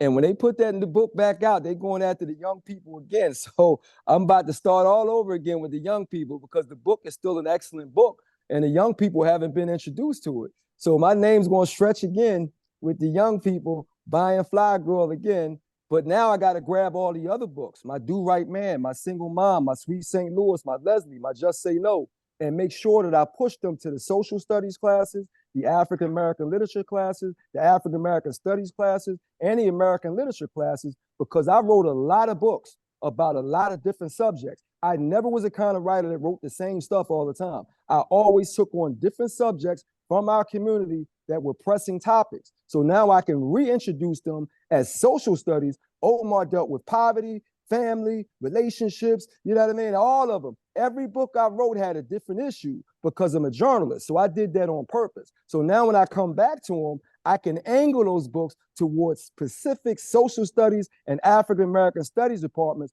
because it's more like social history and me breaking down the issues that we had with so many things in the community. And I never was a person that did something random or used the same thing that someone else did. Even Fly Girl was about 1980s materialism. Then I wrote a book, Capital City, about capitalism in DC when it was all drug people. So I always was writing books that meant something that was journalistically based. And now I'm gonna come back to Simon & Schuster and help them to market those books in the right way. Because if you just market them as just novels, then you're missing the point. These were social studies. Omar was breaking down the Black community from day one, and he never stopped. And so now I'm coming back with this control issue. It's another issue again, where we're losing our mental health because we can't control certain things. And that's the way life is. You have to negotiate. White man is losing control now because Black people have more power. So that's a part of life. You're going to have to deal with negotiating with people now. And so that's what this book is all about. We have to all negotiate. We are not in control like we think we are. Amen. Okay, well, show your book cover again, Omar, because we're at the end of our time because it was cut short. But I'm glad we were able to get you on and show the cover of your book. And okay, let me your grab book one is of them. okay. Let me grab one of them. Oh, okay. Your book is go. available. It's called Control by Omar Tyree. It's available wherever books are sold, online and brick and mortar. Yep, you got it. Okay, well, thanks, guys, on coming back into the game again. And I'm sure it's going to work out well for you on your tour. And I'll be down in Houston with the second week of July after Essence in New Orleans. Oh, okay. All right. Well, Yep. yeah, let us know where you are, when you'll be when you come. We'll see if we can make sure we're there. Yeah, they got me at the Houston Library on July 10th, and I'm going to do some other events around that too. So July 10th, they got me at the Houston Library. I got to see which one it is. Okay, probably All right. downtown. Okay, all right. Take care. Bye. All right, guys. I'll send it to you. You got it. Okay. Thank you. You're welcome. Yep. Bye-bye. All right. Thank you. Okay, well, we are at our last interview, and we're excited to have, and I forgot how to pronounce her name, so she'll have to tell me, because I don't know if it's Aysia or what, but she is the owner of the Protagonist Black Bookstore in, where is your bookstore? Fontana, California. And is that Northern California or Southern California? It is SoCal, more specifically the Inland Empire, so about an hour east of Los Angeles. Okay, and how do you pronounce your first name? Aysia. Aysia, okay. Aysia. Well, welcome, Aysia, to Black Authors Matter TV, and congratulations on opening your bookstore. I think I read about it opening. Did you open recently?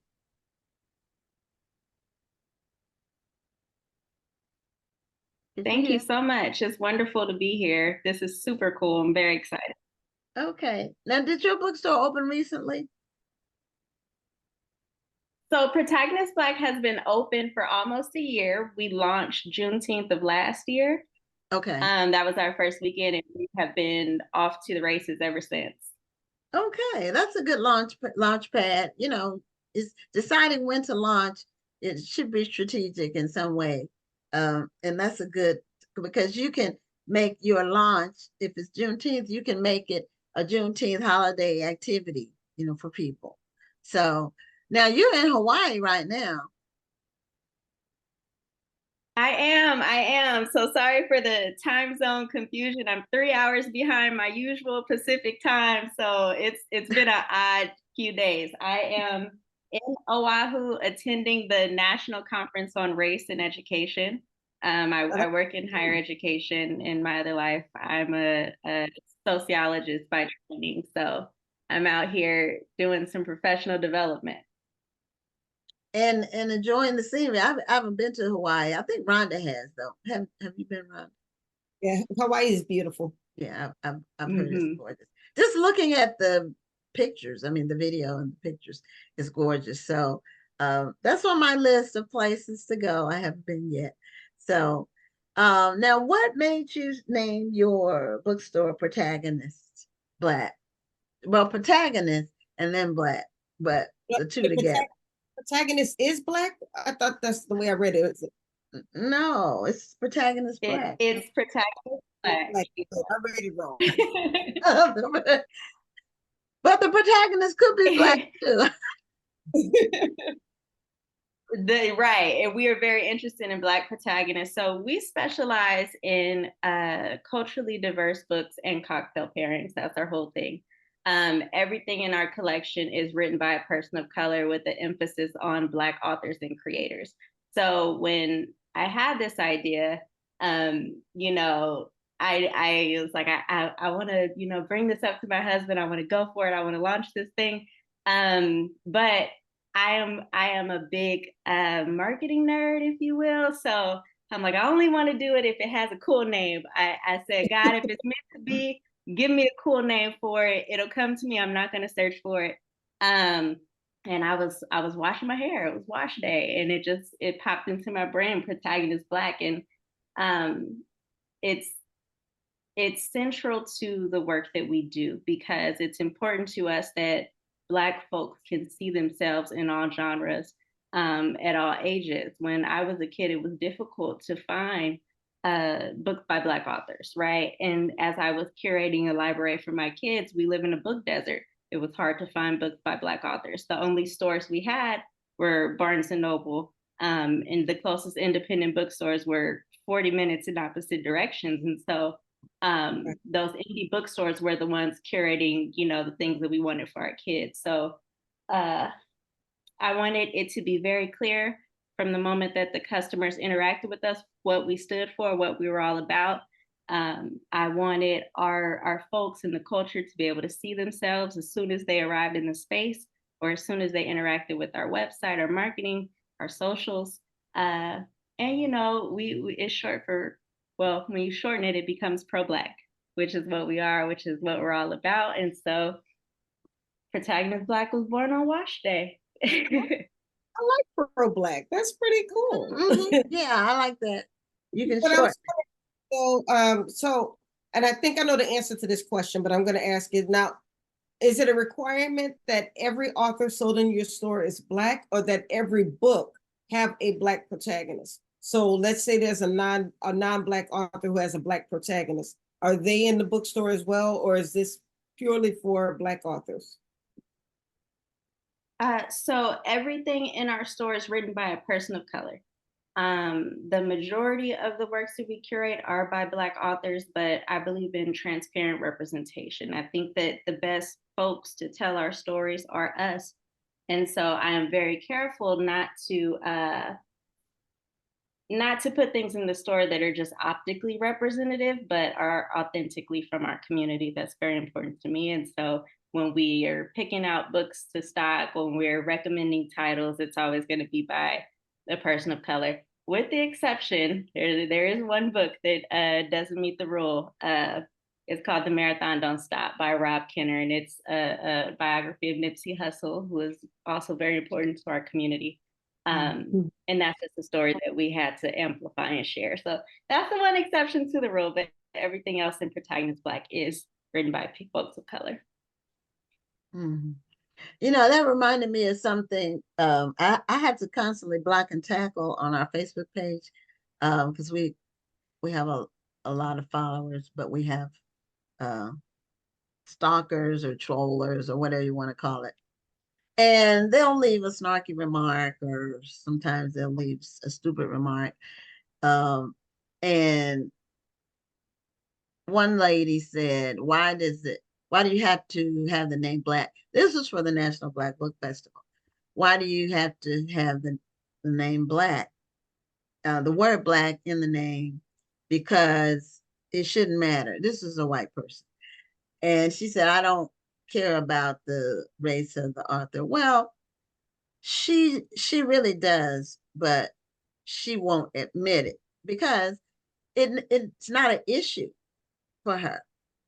If we want to read, and this is what I said, and I also, with those people, I end up blocking them and then deleting their comments. But because if they don't want to see our information, I don't want them to see our information. That's my position on it. But I told her, because we want to. That's it, period. That's it. I mean, we can do whatever we want. I had a person who responded when we were sending out our email blast about our Black History Month Literary Weekend. Somebody decided that, I don't even know how he ended up on my email list, but whatever. But he decided to email me back and say, well, what about, he goes, I have an idea. What about an all-American weekend? Stop separating the races.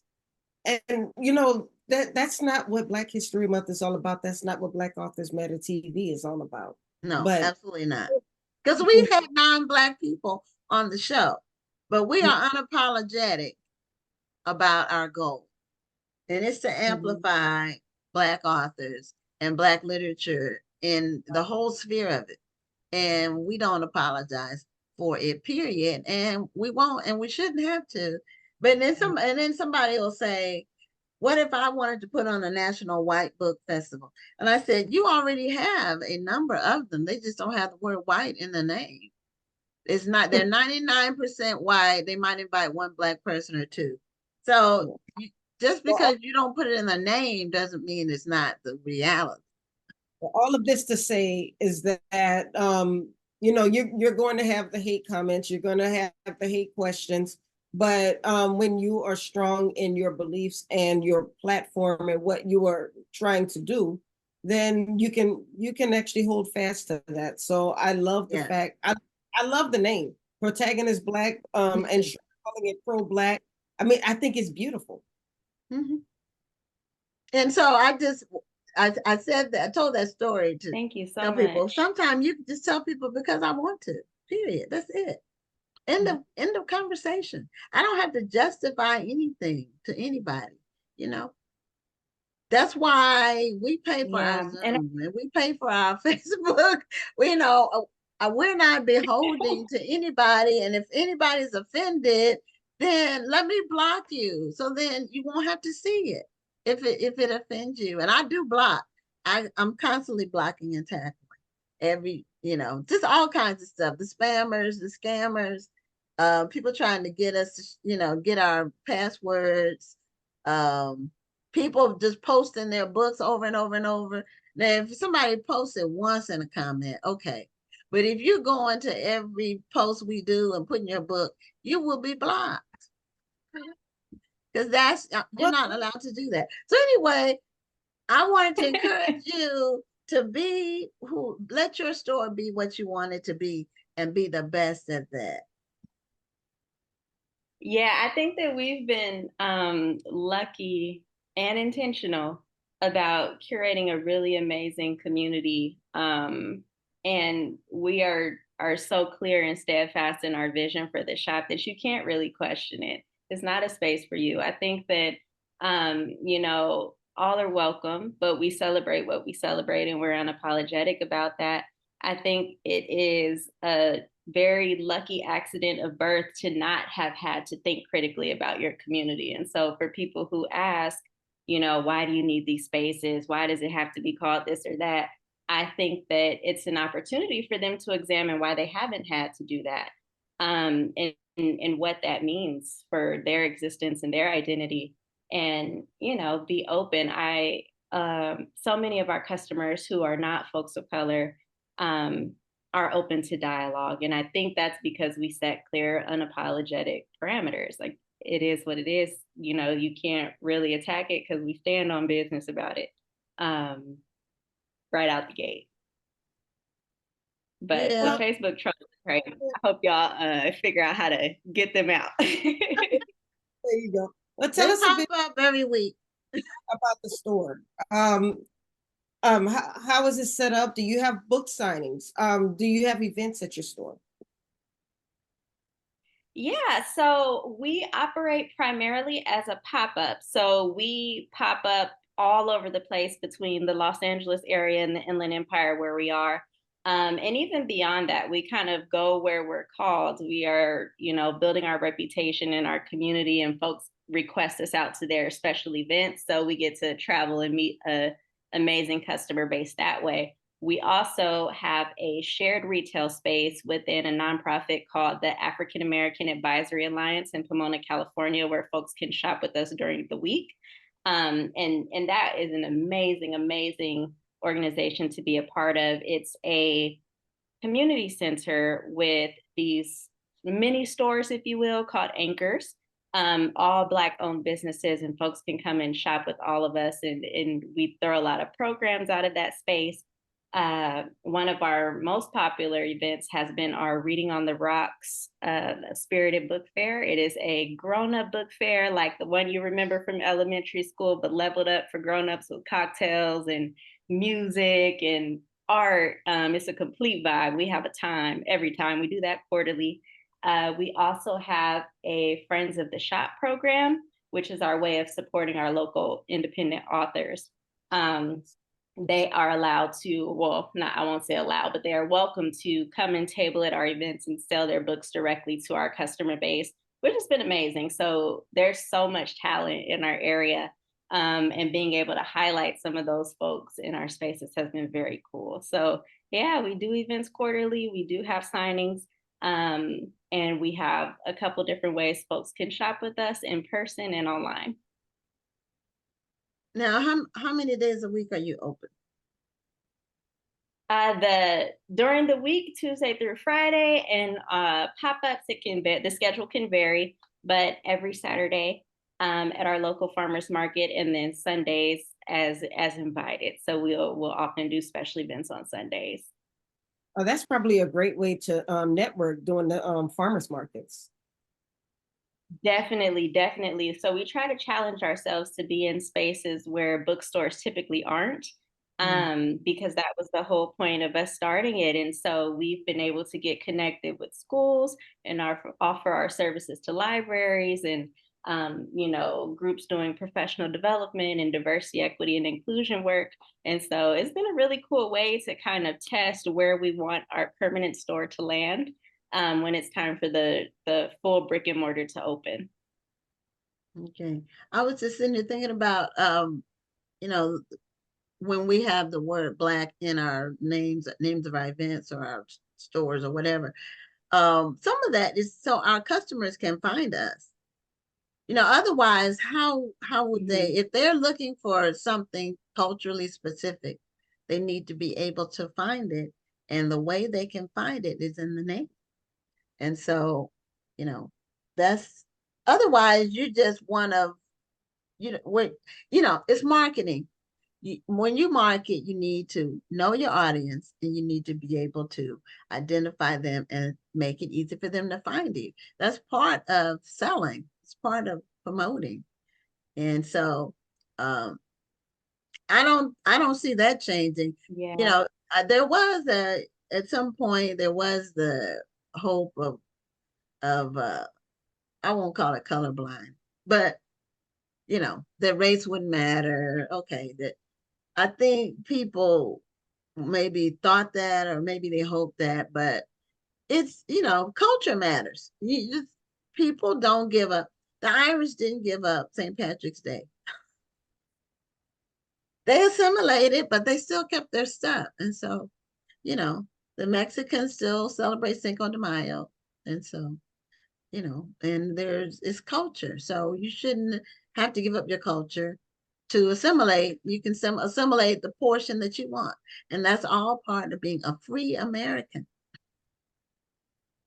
So, Aysia, I think building community.